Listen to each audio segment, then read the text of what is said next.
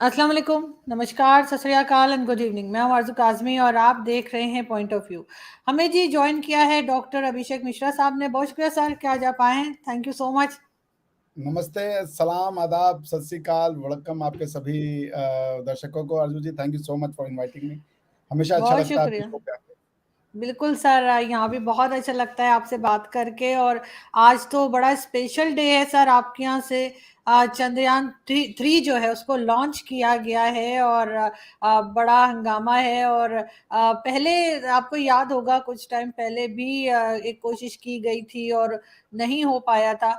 तो उस वक्त बड़ा अफसोस हुआ था मुझे भी। यानी उस वक्त मैं देख रही थी कि मोदी जी गए थे मिलने के लिए और सारी टीम से। और वो लोग जो थे वो मतलब रो रहे थे। उनमें से अक्सर जो जो थे वो जो आपके साइंटिस्ट थे वो रो रहे थे। और and I am a person जो मूवी देख के भी रोने लगती है ना, जो मूवीज में सीन आते तो मैं टिश्यू लेके कोई ऐसी मूवी होती है तो देखती हूँ तो मुझे भी बड़ा रोना आया था। एंड आई होप कि इस बार ये बहुत सक्सेसफुल रहे। और जाहिर है कि अगर एशिया में किसी भी कंट्री से, वैसे तो पूरी दुनिया से, लेकिन एशिया में स्पेशली कोई कंट्री इस किस्म का अगर एडवेंचर करने जाती है या इस किस्म का अगर काम करती है तो उस पे यकीनन तमाम इस साइड पे जितनी भी कंट्रीज हैं सबको ही उसके ऊपर प्राउड फील करना चाहिए। सर क्या कहेंगे आप? सबसे पहले तो जो पाकिस्तानी अगर देख रहे हैं मुझे, इनकेस अगर देख रहे हैं, डाउटफुल के वो मुझे देख रहे हैं, तो सर उनके लिए सर चंद्रयान का मतलब भी बता दिएगा जैसे आप मुझे शो से पहले बता रहे थे। और कितना इम्पोर्टेंट है ये, मैंने भी सुना है 40 to 45 डेज लगेंगे उसको पहुंचने में। तो किस तरह देख रहे हैं आप इसको?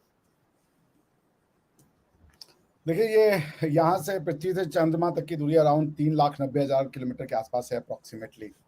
और सबसे पहले चंद्र माने चंद्रमा, यान माने व्हीकल, जिसके थ्रू वो चूंकि एक अ, एक एक क्या कह लें, गाड़ी है जो कि आपको ले जा रही है चंद्रमा के पास, तो उसका संस्कृत में नाम हो गया चंद्रयान। उसी तरीके से इससे पहले हमारा मिशन था, उसका नाम था गगनयान। गगन यानी कि स्काई, यान माने अगेन गाड़ी। हम्म। तो गगन में ले जाने वाली गाड़ी जो है, यानी आकाश में ले जाने वाली गाड़ी का नाम गगनयान, संस्कृत वर्ड है ये। देखिए, इसका सिग्निफिकेंस समझना पड़ेगा। अगर आप अर्थ और मून का रिलेशनशिप देखें ना, क्योंकि आपको पता है कि जो समुद्र में ज्वार भाटा या टाइड एंड वो जो टाइड्स आते हैं, एब एंड फ्लो, वो मून की वजह से आते हैं। क्योंकि जो ग्रेविटी है वो जब मून करीब आ जाता है, उस एरिया को दबाता है, तो पानी जो है वो पृथ्वी से बाहर जाने की कोशिश करता है।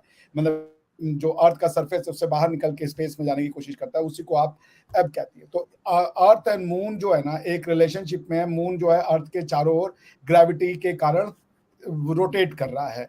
और जो सबसे खास बात है कि मून और अर्थ में जो है, अर्थ का चूंकि रोटेशनल मूवमेंट नहीं है, तो वो एक ही साइड रोटेट करता है हमेशा। मतलब जो अर्थ का जो साइड मून पे दिख रहा है वही हमेशा रहता है।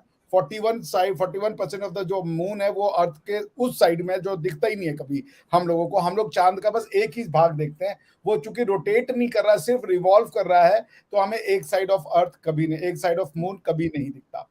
तो उस वजह से हमारी जो कोशिश है कि हम डार्क वाले में हिस्से में जा करके और वहां प्रोब करें, क्योंकि वहां पे सनलाइट आज तक नहीं पड़ा। आप समझिए जैसा। तो ये जो हमारा प्रयास है कि नॉर्थ साउथ पोल में जाकर के हम एक सॉफ्ट लैंडिंग करें, उसमें जाकर के फिर हम ये प्रोब करें कि जहां पे वो चंद्रमा का हिस्सा जहां पे सूर्य की रोशनी नहीं पड़ी है आज तक, बिकॉज अर्थ उसको ब्लॉक कर देता है, तो वो क्या है वहां पे स्थिति, क्या वहां पे पानी है वहां पे, और दूसरे ऐसे लाइफ सपोर्टिंग गैसेज है जिनको यूज करके हम पानी बना सकें या इस टाइप का कुछ कर सके। तो ये एक उसकी दिशा में एक एक्सरसाइज है। It is in that direction. दूसरी चीज ये है कि देखिए, साइंस एंड टेक्नोलॉजी दोनों को इसमें आपको समझना पड़ेगा। साइंस कि हम कैलकुलेट कर सकते हैं कि चंद्रमा का मूवमेंट क्या है, कि चंद्रमा है कहाँ, चंद्रमा है क्या, ये तो साइंस हो गया। टेक्नोलॉजी की क्या हमारे पास वो एबिलिटी है कि हमें चांद तक पहुंचा दे, क्या हमारे पास वो एबिलिटी है कि हम चांद पे लैंड कर सकें, ये टेक्नोलॉजिकल फीट है। तो this is a test for India science as well as technology. तो ये मिशन का मेन ऑब्जेक्टिव जो है वो चंद्रमा के साउथ पोल पे सॉफ्ट लैंडिंग कराना है, क्योंकि इसमें रोवर जो है प्रज्ञान और विक्रम, दो इसमें एक जो लैंडर और रोवर है, मतलब लैंडर के अंदर रोवर रहता है, जब वो सॉफ्ट लैंडिंग कर जाता है फिर लैंडर खुलता है, उसके अंदर से रोवर निकलता है और वो जाकर के कुछ इलाके में वो प्रोब करेगा। तो आपको ये पता होगा कि अर्थ का जो वन डे होता है वो मून का 14 डे के इक्विवेलेंट होता है। तो सॉरी, मून का जो जो 14 दिन होता है वो मतलब अर्थ का जो 14 दिन है मून के वन डे के बराबर होता है। तो वो फिर एक दिन पूरा जो है वो एक लाइफ वो 14 दिन की जो है लूनर 14 डेज उसको वो कवर करेगा, वहां पे जो मिनरल्स हैं उनकी स्टडी करेगा और ये पता लगाएगा कि क्या यहाँ पे कभी लाइफ हो सकता है। This is the basic field. So main objective is कि can you do you have that technology and science कि आप 3-4 लाख किलोमीटर दूर किसी ऑब्जेक्ट को सॉफ्ट लैंड करवाएं। आज आप अगर इसको सॉफ्ट लैंड करवाएंगे तो कल आप इंसानों को भी सॉफ्ट लैंड करवा देंगे। जब आप प्लेन चढ़ती हैं, प्लेन पे चढ़ती हैं, अगर वो प्लेन जो है नीचे उतरने के समय लैंड ना कर पाए तो फिर वो प्लेन क्रैश कर जाएगा। This is the whole test कि क्या हम अपने रोवर को ऐसे जाके धीरे से टच कराएं कि नुकसान ना हो और फिर उसके बाद उसमें से अपना हमारा लैंडर में से रोवर निकले और वो जो जा करके वो प्रोब करे। So this is the test basically, that's what ISRO wants to achieve कि सॉफ्ट लैंडिंग या सेफ लैंडिंग का जो फीट है वो हम लर्न कर सके, उसको हम मास्टर कर सके, फिर उसके बाद हम अपना मून वो मैन मिशन भी भेज सकेंगे आसानी से। तो सर इसमें अभी सिर्फ इंडिया की तरफ से ही ये जो भेजा गया है उसमें सिर्फ इंडियंस की ही कोशिश है या कोई और कंट्री ने भी इसमें कंट्रीब्यूट किया है, किसी और कंट्री के साथ मिलकर आप लोगों ने ये प्रोजेक्ट जो है वो लॉन्च किया है या इस प्रोजेक्ट को भेजा है? ऐसा है, अभी तो ये भी सुना जा रहा है अंदर कोई इंसान कोई अंदर नहीं है उसके, सिर्फ अभी ऐसे ही भेजा गया है। लेकिन सर हमने बड़ी फिल्में देखी हैं जिसमें वो वहां से कोई ना कोई किसी और प्लैनेट से लोग आ जाते हैं, और एक तो मेरा बड़ा फेवरेट है, मैं वही पिक्चर अभी ढूंढ रही थी, जादू। ये उसमें ऋतिक रोशन की मूवी में तो इतना मुझे क्यूट लगता था ना। तो कोई इस तरह का सर हो सकता है कोई आ जाए वापस, कुछ लग रहा है आपको कि वापस जब ये आए तो उसके साथ कोई और भी आ जाए? लेकिन सर क्या उसमें जैसे आपने कहा लाइफ भी चेक की जा रही है कि वहां कोई लाइफ नहीं, है या उसमें हो कुछ आने सकती का है? नहीं है, क्योंकि ये वन टाइम स्पेस क्राफ्ट है। दो तरह के हैं, रीयूजेबल स्पेस क्राफ्ट। तो अभी स्पेस एक्स यानी उसकी जो इलॉन मस्क की कंपनी है वो ट्राई कर रही है कि हम एक बार भेज करके, क्योंकि नॉर्मली क्या होता है एक बार स्पेस क्राफ्ट जाता है तो डिस्ट्रॉय हो जाता है, क्योंकि उसमें बूस्टर लगा रहता है, फिर एक रॉकेट होता है और ये जो आगे एक स्लिंग शॉट के थ्रू उसको फिर प्रोपल कर देते हैं ग्रेविटी में और फिर उसको रिमोटली नेविगेट करके उसके ऑर्बिट में पहुंचाते हैं। तो इसका कोई nothing is coming back, everything is going to stay there और फिर वो ये स्पेस में डेब्री बनेगा, जो नीचे गिरना होगा वो नीचे गिर जाएगा। बिकॉज अगर आप देखें जो स्पेस एक्टिविटी हो रही है उसमें एक इंटरनेशनल कम्युनिटी का बहुत बड़ा कंसर्न है कि हम जो कूड़ा कचरा स्पेस में क्रिएट कर रहे हैं इसको स्पेस डेब्री कहते हैं। जब ये खराब हो जाएगा फिर ये वहीं रह जाएगा। फिर चूंकि ये कई पार्ट में जाता है, पहले बूस्टर अलग होता है फिर एक रॉकेट अलग होता है, तो फिर वो अर्थ पे कई चीजें फॉल नहीं करती हैं, वो उसी स्पेस में फिर वो सर्कुलेट करती रहती हैं, रोटेट करती रहती हैं, रिवॉल्व करती रहती हैं। तो वो एक स्पेस डेब्री का मैटर है। लेकिन यहाँ पे nothing is coming back, it's one time. ये कोई रीयूजेबल स्पेस क्राफ्ट नहीं है। ये LMV जो है इनका लॉन्च व्हीकल वो है जिसका ये 10वां या 15वां सक्सेसफुल मिशन है। तो अभी तो इससे कुछ नहीं होना, इसमें सिर्फ ये देना है कि वो वहां से फोटो खींचेगा, क्योंकि वो डार्क साइड है, मून का डार्क साइड है। फिर वो पानी की तलाश करेगा, क्योंकि पिछला जो चंद्रयान फर्स्ट वाला गया था उसमें उन्होंने जो फोटो खींचे थे, क्योंकि वो ऑर्बिटर था। दो चीजें होती हैं, एक होता है ऑर्बिटर जो चांद के चारों ओर घूम रहा है, एक होता है लैंडर जो चांद पे उतर भी जाए। तो ये इंडिया ने ऑर्बिटर तो सक्सेसफुली भेज दिया था, ये लैंडर में हम फेल हो गए थे कि सॉफ्ट लैंडिंग नहीं कर पाए थे। आधा किलोमीटर मून के सरफेस से हम फेल हो गए थे, मतलब नेविगेशन फॉल्ट हो गया था और तो हम सॉफ्ट लैंडिंग नहीं कर पाए, क्रैश लैंडिंग हो गई। अब इसमें यह है कि अगर वो सॉफ्ट लैंडिंग हो जाती है तो 14 दिन में वो हमें जो मिनरल्स हैं उनकी पिक्चर भेजेगा, उनके डेटा भेजेगा, खुद एनालाइज करेगा कि कौन सा मिनरल है, ये सब इंफॉर्मेशन आएगी। तो लाइफ सस्टेनेबिलिटी कितनी हो सकती है मून पे, या जो मिनरल्स है क्या हम वहां से ला सकते हैं अर्थ पे अगर मिनरल कम हो रहे हैं, इन सबको लेकर के एक बहुत ही फ्यूचरिस्टिक प्लान बना सकता है। फ्यूचरिस्टिकली इसको एक्सप्लॉइट किया जा सकता है इन रिसोर्सेज को। तो इसका यही है, अभी तो नो मैन मिशन, ये मैन मिशन नहीं है, इसमें कुछ नहीं है, nothing is coming back, everything is going to stay there. लेकिन सर ये कम्प्लीटली सिर्फ इंडिया का ही मिशन है, या आप समझते हैं कि कोई और कंट्री भी इन्वॉल्व है इसमें? Everything is Indian, everything in Indian. अभी तो देखिए ये चूंकि नासा बहुत कम ही जो कंट्रीज हैं ये कर रही है, India will be the 4th country जो कि मून पे सॉफ्ट लैंडिंग कर पाए। इसके पहले चाइना थी, इसके पहले अमेरिका है, चाइना है और रशिया है।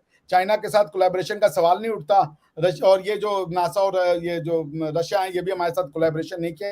अभी जब मोदी जी पिछली बार गए थे तो हमने अमेरिका के साथ आर्मिटिस अकॉर्ड साइन किया है, जिसमें कि हम ये बात अब कहे हैं कि स्पेस एक्सप्लोरेशन अब हम ज्वाइंट करेंगे, ताकि जो बजट हो इंडिया में, आपको पता है जो कॉस्ट अमेरिका जिसको $10 में भेजता है, इंडिया उसको $1-1.5 में भेज करके काम निपटा देता है। तो ये एक बहुत बड़ा कॉस्ट कटिंग मेजर्स है। तो they want to tie up कि दोनों पोटेंशियल को यूज करके ह्यूमैनिटी के लिए हम ज्यादा अच्छा काम कर सकें। सो this is an indigenous 100% indigenous effort.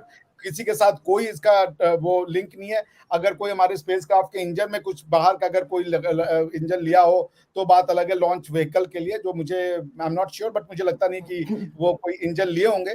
Otherwise it's an 100%, 120% Indian endeavours. इसमें सब कुछ भारतीय है, कुछ भी बाहर का नहीं है। खैर सर, वो तो जाहिर है कि कुछ टाइम के बाद ही पता लगेगा कि सॉफ्ट लैंडिंग हो गई, जो कि आई होप कि हो जाएगी। जी जी जी बिल्कुल।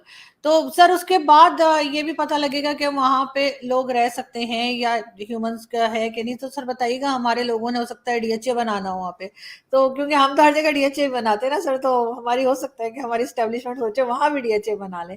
लेकिन सर इस किस्म के जो प्रोजेक्ट्स होते हैं, इस किस्म के जो एक्सपेरिमेंट्स होते हैं, आपके ख्याल से उससे फायदा क्या है, वर्ल्ड को क्या फायदा है? फ्यूचरिस्टिक फायदा है, बहुत फायदा है। देखिए आज आप 8 बिलियन है, आज से 100 साल पहले हम मुश्किल से 3-4 बिलियन थे। अर्थ के पास जो मानवों को और प्लस जीव जंतुओं को सस्टेन करने की एक लिमिटेड कैपेसिटी है। तो उसके बाद अगर ये जो लोग कह रहे हैं कि ये जो हमारे नियर बाय प्लैनेट्स हैं, अगर मान लीजिए इन पे हम इसको कॉलोनाइज कर सके, जैसे अभी अमेरिका ने, अरे ब्रिटेन ने इंडिया को कॉलोनाइज किया था, नाउ वी आर प्लानिंग अगर हम दूसरे प्लैनेट को कॉलोनाइज कर सके, यहाँ से ह्यूमंस को वहां भेज सके। तो जैसे मान लीजिए कि अब ये 45 दिन में चंद्रमा पे पहुंच जाएगा, तो इमेजिन कीजिए एक ऐसा समय कि हम आप चल रहे हो, फकर भाई भी हो, पाकिस्तान आधे, इंडिया के आधे लोग हो, चंद्रमा घूम के आते हैं, 90 दिन में 3 महीने बाद चंद्रमा देख करके वापस आ जाएंगे। टूरिज्म का भी एक पार्ट है, आप मिनरल्स को लेके आ सकते हैं। सो अभी तो colonisation is a far far away thing, क्योंकि पहले तो वो कैपेसिटी लाना कि यहाँ हम ले जाए लोगों को, वहां पे लाइफ सस्टेनिंग जो है वो इन्वायरमेंट को पैदा करना, वो सब अभी that is far in future, वो अभी तो पॉसिबल नहीं है। हाँ, इसका फायदा ये कि आप जो मेन जैसे लैंडिंग है, अगर आप मान लीजिए कल को ये एबिलिटी पा भी लाएं कि हम 5 लाख इंडियंस या 5 लाख इंसानों को हम चंद्रमा पे पहुंचाएंगे, मगर उनको ले जा करके सॉफ्ट लैंड कराना, क्योंकि आप एकदम अर्थ की ग्रेविटी से बाहर निकल जाते हो, नॉन ग्रेविटी एरिया में जाते हो, फिर उसके बाद आप एक चांद के लिमिटेड ग्रेविटेशनल एरिया में आते हो, उसके बाद वो टेक्नोलॉजिकल फीट है कि भाई वो आप इतनी महारत हासिल कर लो कि कल को, अभी तो हमने मुश्किल से ये 100-150 किलो 1000-2000 किलोग्राम का ये पेलोड है जो ये रोवर है, लेकिन कल को अगर आपको मान लीजिए 10,000 किलो का 15,000 किलो का कोई क्राफ्ट भेजना है, उसकी सॉफ्ट लैंडिंग करानी है, तो वो टेक्नोलॉजिकल फीट तो आपको उसको चैंपियन करना पड़ेगा ना। तो ये उसी दिशा में एक पहला कदम है। पहले 1,000 किलो का आप 1,500-2,000 किलो का सॉफ्ट लैंडिंग कराइए, सेफ लैंडिंग कराइए, फिर धीरे धीरे धीरे आप कैपेसिटी बढ़ाएंगे। अब इसके बाद जो हमारा दूसरा है वो मून मिशन जो है वो मैन्ड है, वो मेरे ख्याल से 2024 या 25 में वो भी जा रहा है कि मैन मिशन है, अमेरिका के बाद हम भेजेंगे इसको। यानी आपका मतलब है कि अभी नहीं, लेकिन कुछ टाइम के बाद या काफी टाइम के बाद ये भी हो सकता है कि यहाँ से लोगों को जो है वो मून के ऊपर भेज दिया जाए। सर व्हाट्सएप चलेगा या नहीं ये बता दीजिएगा मुझे। नहीं, मून पे नहीं जाने वाले, फिर व्हाट्सएप नहीं चल रहा। मून पे प्लॉटिंग हो रही है, अगर आपको नहीं पता, देयर इज अ वेबसाइट जहाँ पे आप मून पे चंद्रमा पे जमीन खरीद सकती है, तो आप प्लॉट करा के रखा ही लें, क्या पता, यू नेवर नो कि कब टेक्नोलॉजी बदल जाए और क्या से क्या हो जाए, टाइम ट्रेवल हो जाए, कुछ हो जाए, science is changing very fast. लेकिन ये कि अभी तो नियर फ्यूचर में नहीं है, लेकिन वो प्लॉट आज आप नहीं तो आपके बच्चों के बच्चों के बच्चे हो सकता है, you know, they are born अरबपति कि भैया कभी हमारी जो फैमिली ने लिया था एक बड़ा सस्ता सा चंद्रमा पे प्लॉट। सीरियसली इट्स वो एक कंपनी है जो बेच रही है, चंद्रमा पे प्लॉटिंग कर रही है। और लोग ले रहे हैं सर, लोग इतने मतलब लोग ले रहे हैं, लोग ले रहे हैं। हाँ भाई, लोग ले रहे हैं, उसमें है, मैं आपको वो वेबसाइट देख के बता दूंगा। People are buying बिल्कुल, land. लेकिन ये जो ले रहे हैं सर, वो यकीनन इंडियन पाकिस्तानी तो नहीं होंगे, किसी और ही अब वो कंट्री के कौन, होंगे जो ये एक्सपेरिमेंट कर रहे होंगे। हाँ मतलब वो मैंने कहा था अभी तो वही होंगे यूरोपियन, मतलब इंडिया से तो मुझे अभी तक कोई नहीं पता। आप उस वेबसाइट का नाम है thelunarregistry.com, आप उस पर सही। चली जाइए, उसका जो है lunarregistry.com, यहाँ से आप प्लॉट खरीद सकती हैं। नहीं नहीं सर, मैं तो यहाँ जमीन पे नहीं खरीद सकती, वो वहां क्या खरीदूंगी। मैं तो यहाँ किराए के घर में रहती हूँ। लेकिन लेकिन सर ये है कि आपके ख्याल से ये जो प्रोजेक्ट्स हैं आपके, ये पहले से चल रहे थे, या फिर ये बीजेपी के गवर्नमेंट के आने के बाद इनके बारे में सोचा गया और इनके ऊपर काम किया गया, ये या फिर ये पहले से ही मतलब चल रहा था इंडिया में कि ये काम होना है? इसको मैं बीजेपी कांग्रेस नहीं करूंगा, ये पहले से चल रहे हाँ। थे, ये साइंटिस्ट है, भारत के लोग हैं, उनकी मेहनत है, हमारी मतलब ये महिलाएं कितने हैं। साल से चले थे? आई मीन होता है ना कि इसरो, कुछ प्रोजेक्ट्स इसरो की शुरुआत उसी गवर्नमेंट में हुए होते हैं। हाँ। नहीं, ये इसरो की स्टार्ट जो है वो आपका 1969 को हुई थी, ठीक है ना। इसको 1969 में इस्टेब्लिश किया था गवर्नमेंट ऑफ इंडिया ने, और फिर उसके बाद ये डिपार्टमेंट ऑफ स्पेस बनाया गया जून 1972 में, जिसके अंडर में इसरो को लाया गया। तो it's been going on for last, अब आप 1972 भी मान ले या 70 भी मान ले, तो आज कितना साल हो गया, कम से कम 50 साल तो हो गए ना।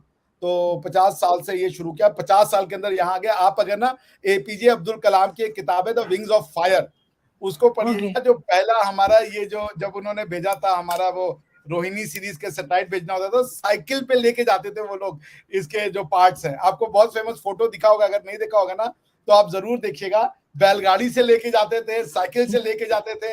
एक अबेंडेंड चर्च था, तो इनके पास पैसे भी नहीं थे, तो गवर्नमेंट ने कहा था शुरू करो, पैसे थे नहीं, तो एक चर्च में उसको छोड़ दिया गया था। चर्च में जाके इन्होंने अपना ऑफिस बनाया, वहां से शुरू किया। फिर बड़े बड़े जो उसमें लोग हुए, विक्रम साराभाई जुड़े, सतीश धवन जुड़े, और भी बहुत सारे, एपीजे अब्दुल कलाम साहब जुड़े। तो इन लोगों ने फिर एक नई हाइट पे इसको लेके गए। But they had a very what you call very shaky start. बहुत ही छोटे लेवल पे खुद साइकिल से ले जा रहे हैं पार्ट्स, बैलगाड़ी से ले जा रहे हैं, तनख्वाह भी नहीं अच्छी सी रहती थी। सो आज 50 साल में तो बहुत बड़ी अचीवमेंट की इन्होंने। तो सर इंडिया में कितनी एक्साइटमेंट है इस चीज को लेकर आपके ख्याल से? लोग जो आम पब्लिक है वो अंडरस्टैंड कर रही है इस सब चीज को? ओ भाई, उनको अंडरस्टैंड करे ना करे, हम कहीं जा रहे हैं, जो उसको नहीं भी समझ में आ रहा है वो टीवी पर, हमारे यहाँ पे, मैं ऑफिस में बड़ा जरूरी काम था, 2:35 में बैठ गया लैपटॉप खोल करके, मैंने कहा क्या हो रहा है देखें।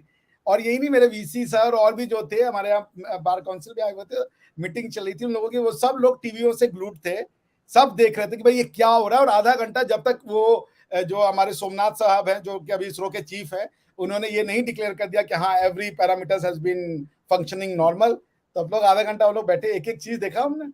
देयर वाज एक्साइटमेंट, इसमें कोई शक नहीं। मैं तो 42 साल का हूँ, मुझे तो 24 साल के लड़के की तरह एक्साइटमेंट हो रही थी कि it's a big feet, it's a big achievement. I was very excited.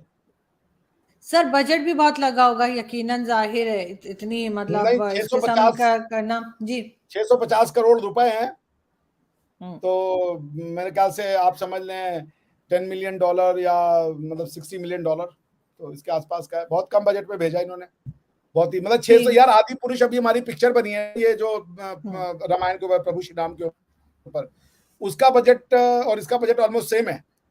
जितने में आदि पुरुष बनाई उतने में ये चले गए वहां चंद्रमा पे। तो दैट्स व्हाट अच्छा, इतना बजट वाइज इतना नहीं है, मुझे लग रहा था बहुत ज्यादा बजट होता होगा शायद। नहीं, 600 करोड़ रुपए है या 675 करोड़ रुपए है, बस इतना ही है।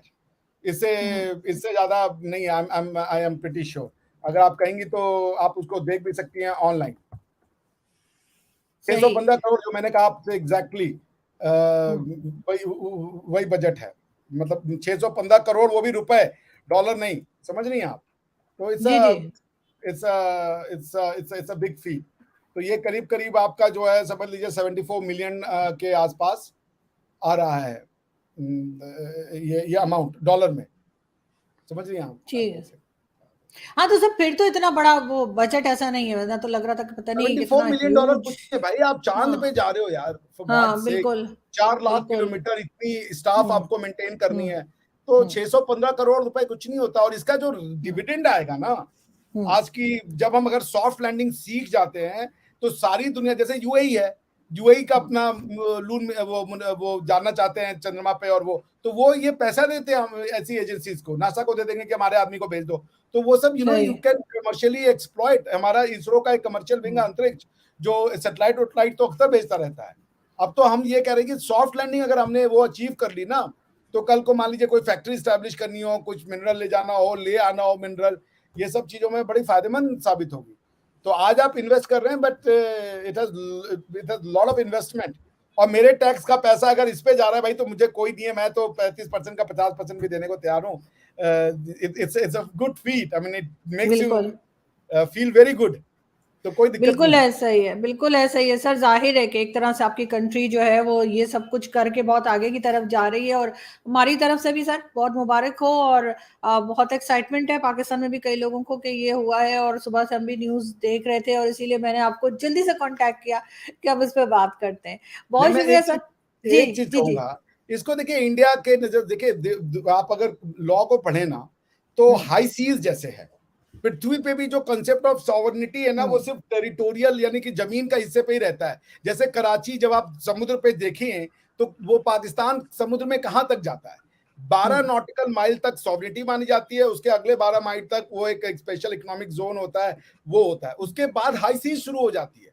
वो इंसानों का नहीं है, फिर किसी एक पर्टिकुलर किसी देश का नहीं है, वो फिर सारी ह्यूमैनिटी का हो जाता है। उसी तरीके से आउटर स्पेस ट्रीटी 1962 ये साफ साफ कहती है कि जब आप अर्थ की ऑर्बिट के ऊपर चले गए एक पर्टिकुलर ऊंचाई के ऊपर, फिर वहां ह्यूमैनिटी है। आप समझ नहीं ना, जैसे मैं एक बात बोलूं, जब आप जन्नत में होंगी और मैं दोजख में होंगे, तो आप पाकिस्तानी थोड़े होंगी। जन्नत और उसमें सर मैं नहीं, अच्छा, मेरी मतलब एंट्री बंद है सर, मैं नहीं आऊंगी, मुझे जाना भी नहीं है सर, प्लीज मुझे ना भेजें, मैं बाहर ही अच्छा, चली। मगर अगर हम आप दोनों लोग, अगर हम लोग जो दोजख में भी होंगे, तो हमारी नेशनलिटी थोड़े होगी दोजख में कि इंडिया पाकिस्तानी, वहां तो इंसान है ना हम भाई। जन्नत और दोजख में नेशनलिटी का कॉन्सेप्ट नहीं है। उसी तरीके से स्पेस में आप एक हाइट के ऊपर जब आप जाते हो, वहां कोई वो नहीं है ये पॉलिटिकल डिवीजन, वहां पे ये हम ह्यूमैनिटी के लिए काम कर रहे हैं। जीपीएस का उपयोग आप भी करती है, जीपीएस का उपयोग सारी दुनिया करती है, ये इंसानियत के लिए हो रहा है। तो मैं ये कहूंगा कि ये बहुत बड़ी फीट है कि भारत इंसानियत के लिए काम कर रहा है, और ये हमने पूरी इंसानियत के लिए किया है। हमने किया, इस बात का हमें बहुत गर्व है, लेकिन हम ये नहीं कह रहे कि ये आपका नहीं है, ये उसका नहीं है, हम किसी से बड़े, हम किसी से बेटर है, नहीं, ये हमने इंसानियत के लिए किया है, और हम इंसानियत को रिप्रेजेंट कर रहे हैं। भारत हो, ये स्पेसिफिक रिक्वायरमेंट है, मगर generally we are representing humanity, and we are proud कि ह्यूमैनिटी ने, इंसानों ने इतनी बड़ी फीट आज अचीव की है। और 45 दिन में एक बार ये लैंड हो जाए सेफ, तो मैं आपको यहाँ से जरूर जो है एक वो मिठाई का डब्बा भेज दूंगा। प्लीज सर, याद से, बिल्कुल ऐसा ही है। बहुत शुक्रिया सर कि आपने आज ज्वाइन किया, बहुत अच्छा लगता है हमेशा आपसे बात करके। बहुत शुक्रिया, thank you so much sir, thank you.